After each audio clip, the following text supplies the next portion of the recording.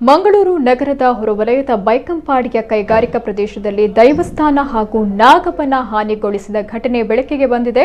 ಬೈಕಂಪಾಡಿ ಕರ್ಕೆರ ಮೂಲಸ್ಥಾನ ಜಾರಂದಾಯ ದೈವಸ್ಥಾನ ಮತ್ತು ನಾಗನ ಬ್ರಹ್ಮಪೀಠವನ್ನ ದುಷ್ಕರ್ಮಿಗಳು ಹಾನಿ ಮಾಡಿದ್ದಾರೆ.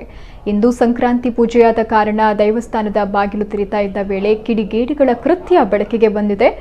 ನಂದಿ ವಿಗ್ರಹದ ಬಾಯಿಗೆ ಬೈಹುಲ್ಲು ತುರುಕಿ ನಾಗನ ಮೂರ್ತಿಯನ್ನ ವಿರೂಪಗೊಳಿಸಿ ದುಷ್ಕರ್ಮಿಗಳು ವಿಕೃತಿ ಮೆರೆದಿದ್ದಾರೆ. ವಿಷಯ ತಿಳಿದು ಸ್ಥಳೀಯ ಶಾಸಕ ಡಾಕ್ಟರ್ ವೈ ಭರತ್ ಶೆಟ್ಟಿ ಭೇಟಿ ನೀಡಿ ಆರೋಪಿಗಳನ್ನು ಬಂಧಿಸಿ ಸೂಕ್ತ ಕಾನೂನು ಕ್ರಮ ಕೈಗೊಳ್ಳಲಾಗುತ್ತೆ ಅಂತ ಭರವಸೆಯನ್ನ ನೀಡಿದ್ದಾರೆ. ಸದ್ಯ ಪಣಂಬೂರು ಪೊಲೀಸ್ ಠಾಣೆಯಲ್ಲಿ ಪ್ರಕರಣ ದಾಖಲಾಗಿದ್ದು ತನಿಖೆ ಮುಂದುವರೆದಿದೆ.